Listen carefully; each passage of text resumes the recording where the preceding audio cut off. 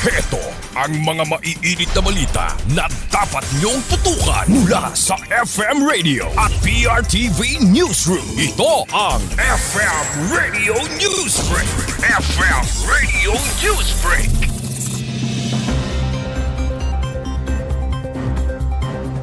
Magandang umaga mga ka-Vibes, narito na ang mga maiinit na balita para sa ating FM Radio Newsbreak.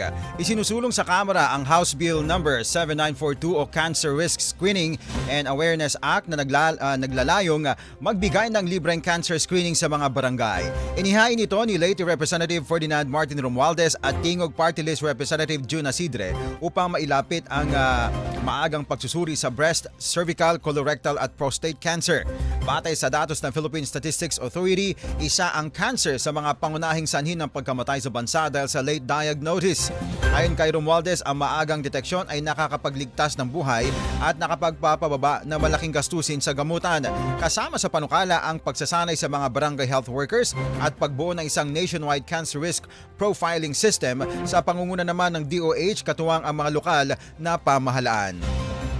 FM Radio Newsbreak. FM Radio Newsbreak. Samantala sa iba pa mga balita, humiling ng repatriation ang 54 na Pilipino. Ayon kay Philippine Ambassador to Israel Eileen Mendiola, 32 dito ay mga turista at 22 naman ang mga OFWs.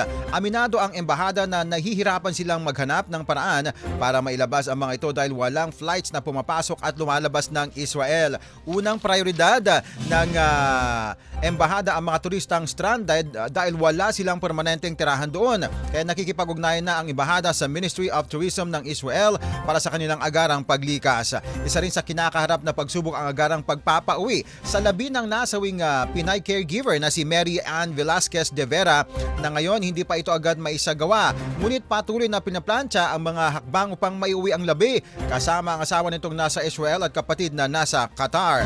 Samantala, batay sa tala ng Department of Foreign Affairs, tinatayang nasa 2.5 na milyong Pilipino ang nasa Middle East. Karamihan ay nasa United Arab Emirates, Saudi Arabia at Qatar habang nasa 800 naman ang nasa Iran. FM Radio Newsbreak. FM Radio Newsbreak.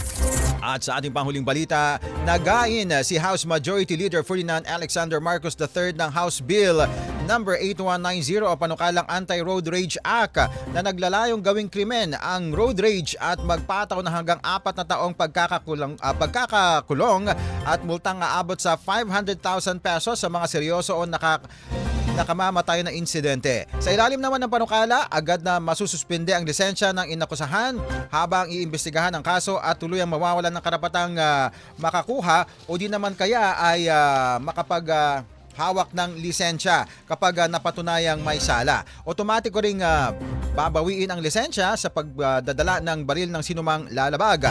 Inihain ng panukala kasunod ng napaulat na insidente sa North Luzon Expressway na kinasangkutan ni Daniel Fernando. Itinanggi naman ng Malacanang ang ulat na may sangkot na anak ng Pangulo.